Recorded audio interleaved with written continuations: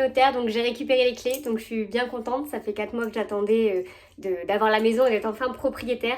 Je rêvais de cette maison depuis 4 mois, une maison de 1930 avec des moulures un peu anciennes, voilà, donc c'était tout ce que je rêvais. Donc j'ai hâte de commencer les travaux, je vais vous faire visiter un petit peu la maison, que vous voyez les projets que j'ai dans cette maison. Il va y avoir beaucoup de changements, beaucoup de travaux.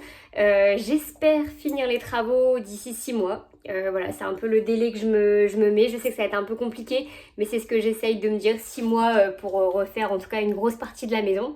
Et je vous mets la vidéo juste après. Bienvenue dans la maison. Donc j'ai acheté cette maison tout récemment. C'est une maison 1930.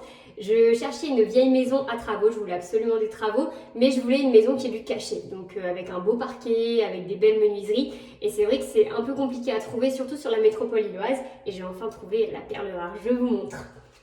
Alors, moi, ce qui m'a fait craquer sur cette maison, c'est surtout le parquet. Quand je suis arrivée ici, il y a énormément de travaux, mais le parquet, j'ai adoré. Et surtout, ces belles petites cheminées en marbre. Donc, on a 2 grandes cheminées qui sont actuellement plus fonctionnelles. Mais c'est vraiment ce qui m'a fait craquer sur cette maison.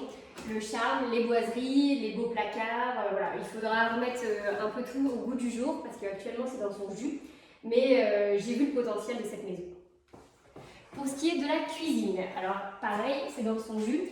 L'objectif, ça va être de garder du coup un linéaire comme ça l'est actuellement et de faire un îlot central. Et c'est vraiment ce que j'aimerais faire, un beau linéaire blanc et du coup refaire tout le reste, notamment les menuiseries qui sont toutes en simple vitrage actuellement. Il y a même des fenêtres où il manque des carreaux. Donc tout va être refait et surtout travailler l'isolation. Il n'y a que ça d'important en fait dans cette maison parce qu'au niveau énergivore c'est impressionnant. Et la pire pièce de la maison, alors c'était l'ancienne salle de bain qui pour moi est vraiment horrible. Enfin le carrelage, voilà, c'est tout est horrible, tout est pourri. Il y a vraiment un gros problème dans cette salle de bain. Donc tout va partir. Le but du jeu ici, ça va être de faire une buanderie. La cuisine me paraît un peu petite comparée à ce que j'aime, on va dire. Donc ici, l'objectif, c'est de faire une belle buanderie avec machine à laver, sèche-linge et pouvoir faire un grand garde-manger assez moderne. Et évidemment, on va enlever cette sublime douche. Donc c'est un renfoncement, donc je ne sais pas encore ce que je vais en faire. Je pense que ce sera un genre de grand placard, à voir. Si vous avez des idées, je suis preneuse même pour toute la maison. Parce qu'à force d'y réfléchir, parfois je stagne un petit peu dans les idées.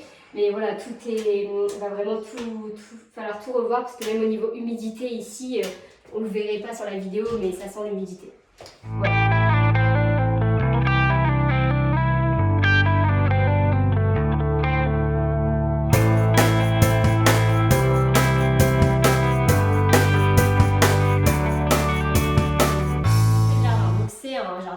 C'est pas immense, mais je pense qu'on peut y faire quelque chose de sympa. Il fait une 60aine de mètres carrés, donc c'est pas très grand.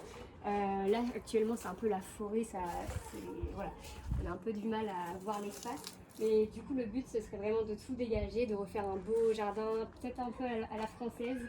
À voir dans le futur, ce sera vraiment la dernière chose que je vais faire. Mais voilà, l'objectif ça va être de faire une belle terrasse parce qu'actuellement, alors ceux qui sont de Lille, je pense que vous allez peut-être reconnaître, on dirait les anciens pavés de Lille qui avaient rue de Béthune, si des gens se souviennent. Voilà, tout ça pareil, ça va partir, j'aime pas trop. Ce sera fait sûrement dans un second temps parce que c'est pas le plus important. Mais je trouve qu'un extérieur c'est quand même super important et surtout quand on en a un, c'est dommage de le négliger. Et dans les autres travaux, dans les travaux qui restent, il va y avoir l'extension. Alors d'ici, on le verra peut-être mieux. L'extension qui a été faite en fait n'a jamais été isolée. Donc tout est en parpaing brut, il manque même certains parpaings. Donc le but du jeu, ça va être sûrement d'isoler par l'extérieur également pour éviter de perdre un maximum d'énergie et surtout pour que ce soit plus joli, parce que des parpaings comme ça, c'est pas ce qu'il y a de plus esthétique.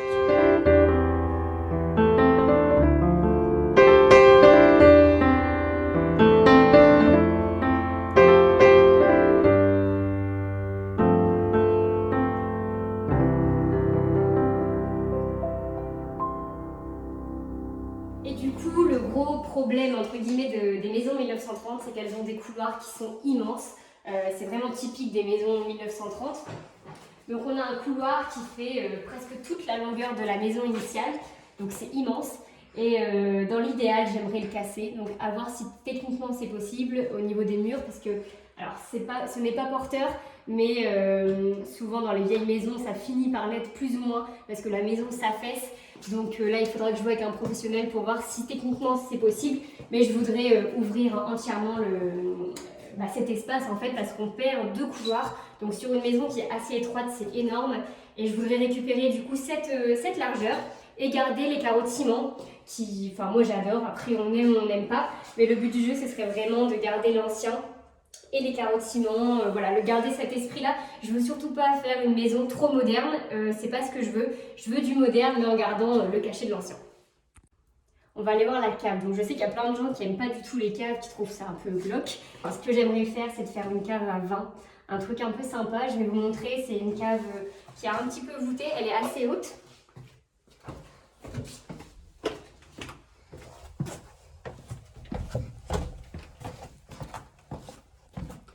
Donc la cave est totalement en briques, donc elle sent fort l'humidité, donc il va falloir que je regarde un petit peu comment on peut changer tout ça.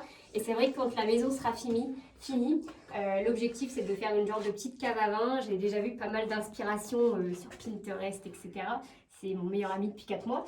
Et voilà, c'est pas de faire une cave débarras, parce que je trouve que la maison est assez grande. Je suis toute seule, donc 3 chambres, j'aurai de quoi stocker.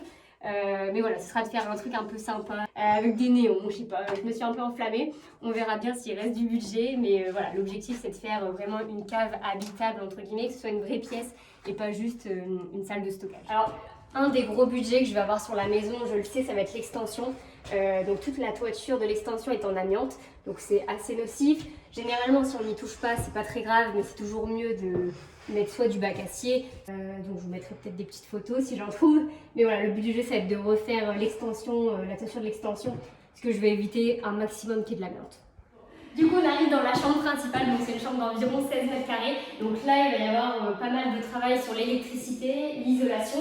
Actuellement, en fait, on est sur des murs en torchis.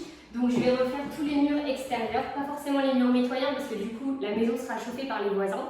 Mais par contre, tout ce qui est murs extérieurs, je vais devoir refaire parce qu'en fait, dans les maisons 1930, c'est des vieilles maisons, elles sont super mal isolées. Donc il va falloir refaire toutes les menuiseries. Actuellement, il manque des carreaux dans certaines pièces.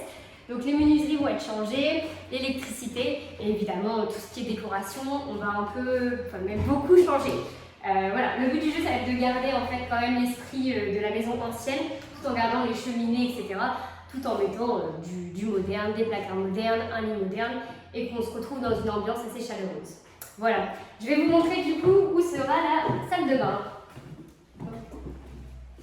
Actuellement, du coup, c'était tout simplement une chambre d'enfant, donc très chambre de fille, je pense, rose. Le but du jeu, ça va être de tout casser. Là, pour cette pièce-là, on va casser la cheminée, parce qu'on a quand même une cheminée dans chaque pièce de la maison. Donc ça fait quand même beaucoup au niveau de décoration.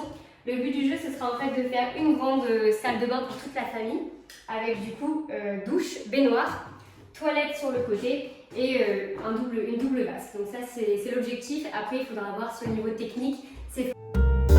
Alors au deuxième étage, on se retrouve en fait sur 2 pièces exactement identiques à celle du premier étage. Donc une grande chambre. Le but du jeu ici, je vais vous montrer dans la pièce d'à côté. Donc l'avantage au deuxième étage, c'est qu'on a une super belle hauteur sous plafond. On a, je pense, au moins 4 mètres de haut. Donc ça, c'est aussi pour ça que j'ai acheté la maison, parce qu'il y a un vrai intérêt à en fait garder la hauteur. Donc dans l'autre chambre, comme vous avez vu, il y a un plafond qui est assez bas. Le but du jeu, ça va être de le faire sauter et de récupérer la belle hauteur, faire une chambre mansardée en fait, à voir si on fait de mezzanine après ou pas. Là comme ça, je dirais que non, comme ça je garderai vraiment la hauteur. Les chambres sont relativement grandes, celle-ci fait entre 10 et 11 mètres carrés, celle d'à côté 15.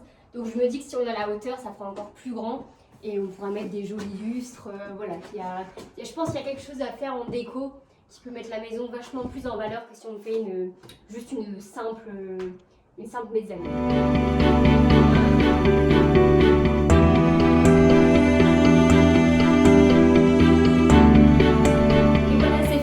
Première vidéo, donc j'espère qu'elle vous aura plu.